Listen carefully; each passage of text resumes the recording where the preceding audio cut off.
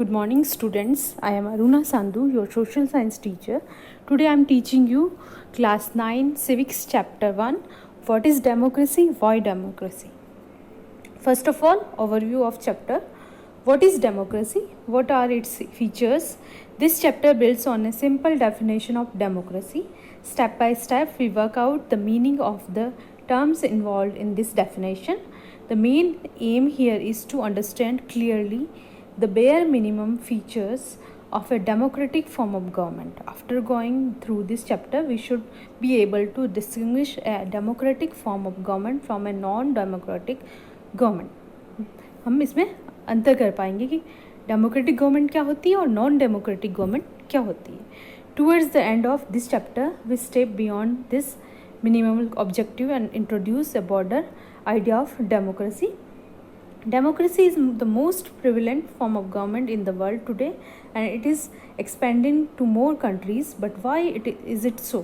What makes it better than other forms of government? कि दुनिया में ज़्यादातर देश ये क्यों अपना रहे हैं, क्यों ये फॉर्म ऑफ गवर्नमेंट अपना रहे हैं, क्यों ये दूसरी गवर्नमेंट्स फॉर्म ऑफ गवर्नमेंट से बेटर है.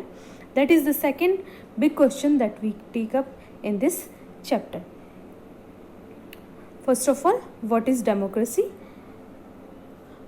Why we define democracy? Before we proceed further, let us first take note of an objection by Mary.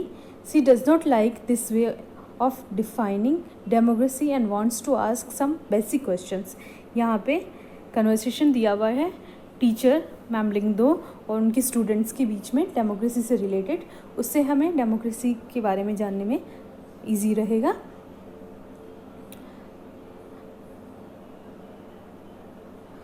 Her teacher Lingdo responds to her questions as other classmates join the discussion. First of all, Mary, ma'am, I don't like this idea. First we spent time discussing democracy and then we went to find out the meaning of democracy. I mean, logically, shouldn't we have approached it the other way round? Shouldn't the meaning have come first and then the example? मेरी कह रही है कि मुझे ये idea पसंद नहीं आता कि पहले हम डेमोक्रेसी के बारे में डिस्कस करें और मीनिंग उसका डेमोक्रेसी का देखें. क्या हम पहले उसके बारे में जान नहीं सकते?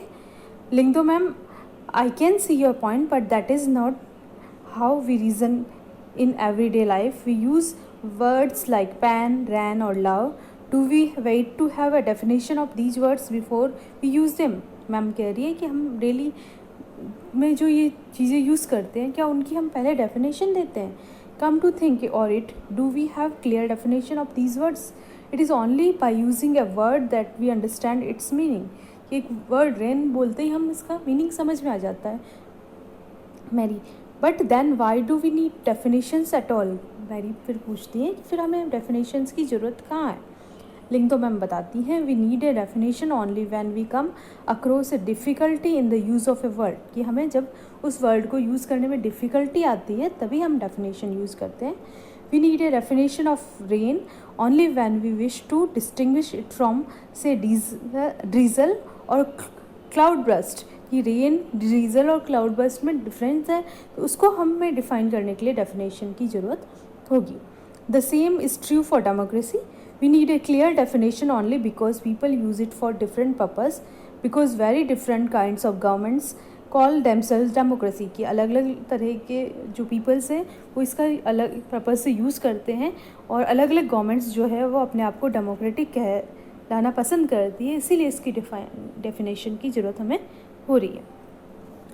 रिबियांग, other student, but why do we need to work and on a definition? The other day you quoted Abraham Lincoln to us, democracy is government of the people, by the people and for the people. रिबियांग जो student है वो बोलता है कि आपने अभी 2 दिन पहले बताया था कि अब्राहम लिंकन ने डेफिनेशन दी है कि जो डेमोक्रेसी है वो for the people, by the people and of the people है. We in Meghalaya always ruled ourselves, that is accepted by everyone. Why do we need to change that? कि मेघालय में, ये लोग मेघालय में रहते हैं, वहाँ पे इसको सबने एक्सेप्ट किया है, डेमोक्रेसी को लोगों का रूल है, और तो फिर हमें इसको चेंज क्यों करना है? लिंगदो मैम कहती है, I am not saying we need to change it, कि हमें इसको चेंज करने की ज़रूरत नहीं है, मैं ऐसा नहीं बोल रही हूँ. I to find this definition very beautiful, कि मुझे भी ये डेफिनेशन बहुत अच्छी लगती है. But we don't know if this is the best way of defining unless we think about it ourselves. We must not accept something just because it is famous, just because everyone accepts it. कि हमें किसी भी चीज़ को इसीलिए accept नहीं कर लेना चाहिए कि वो फेमस है या हर कोई इसको एक्सेप्ट करता है. Other student, ma'am can I suggest something? We don't need to look for any definition. I read somewhere that the word democracy comes from a Greek word demokratia. In Greek, demos means people and kratia means rule. So democracy is rule by the people. This is the correct meaning. Where is the need to debate? कि इसमें कोई debate की ज़रूरत ही नहीं है, क्योंकि मैंने पढ़ा है कि डेमोक्रेसी जो वर्ड है वो वर्ड डेमोक्रेटिया से बना है, जिसमें दो वर्ड्स हैं, demos and kratia. Demos mean people and kratia means rule की. इसका मतलब है रूल बाय द पीपल. तो इसमें डिबेट की कहाँ ज़रूरत है. लिख दो. मैम कहती हैं, that is also a very helpful way of thinking about this matter. I would just say that this does not always work. A word does not remain tied to its origin. Just think of computer. Ma'am इसको computers के example से समझाती है कि ज़रूरी नहीं है कि एक वर्ड का जो मीनिंग हो वो वही हो. Originally they were used for computing. Computers जो थे स्टार्टिंग में कंप्यूटिंग करने के लिए काम में लिए गए थे. दैट इज़ टू से कैलकुलेटिंग. कंप्यूटिंग का मतलब क्या था? कैलकुलेशन करना. Very difficult mathematical sums. These were very powerful calculators, but now days very few people use computers for computing sums. They use it for writing, for designing, for listening to music and for watching films. Words remain the same but their meaning can change with time.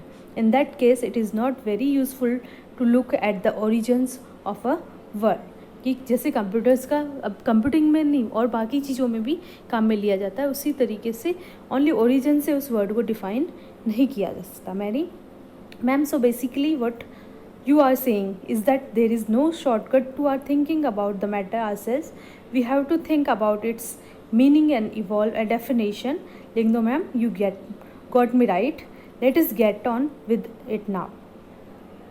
A simple definition. Let us get back to our discussion on similarities and difference among governments that are called democracies. On simple factor common to all democracies is the government is chosen by the people. Simple definition क्या है democracy की? कि जो government है वो peoples के द्वारा choose की जाती है. We could thus start with the simple definition. Democracy is a form of government in which the rules are elected by the people. Rulers are elected by the people. कि democracy वो form of government है जिसमें जो rulers होते हैं वो लोगों के द्वारा चूज़ किए जाते हैं, चुने जाते हैं. This is a useful starting point. This definition allows us to separate democracy from forms of government that are clearly not democratic. ये जो चीज़ की पीपल्स को अपनी रूलर्स चूज करने का पावर होता है, डेमोक्रेसी को बाकी फॉर्म्स ऑफ गवर्नमेंट से अलग करती हैं, क्लियरली अलग करती हैं. The army rulers of Myanmar were not elected by the people. Example दिया गया है म्यांमार का. वहाँ पे जो आर्मी रूलर्स है वो लोगों के द्वारा इलेक्टेड नहीं है. Those who happen to be in control of the army become the rulers of the country. Army के कंट्रोल में है rulers. People had no say in this decision. Dictators like Pinochet are not elected by the people. This is also applies to monarchies. The kings of Saudi Arabia rule not because the people have chosen them do so, but because they happen to be born into the royal family. तो ये अलग अलग examples अलग अलग countries के दिए हैं जहाँ पे जो रूलर्स है वो पीपल्स के द्वारा चूज़ नहीं किया है, तो उनको हम डेमोक्रेसी नहीं कह सकते. This simple definition is not adequate. It reminds us that democracy is people's rule, but if we use this definition in an unthinking manner, we should end up calling almost every government that holds an election a democracy. That would be very misleading. कि only अगर हम इस base पे कि अगर लोगों को अपने रूलर्स चूज़ करने का मौका दिया जाए वो डेमोक्रेसी होगी, तो वो हम गलत डायरेक्शन में जाएंगे डेमोक्रेसी के लिए. As we shall found out in chapter 3, every government in contemporary world wants to be called a democracy. अभी वर्ल्ड में हर कोई गवर्नमेंट चाहेगी कि उनको डेमोक्रेटिक गवर्नमेंट बोला जाए.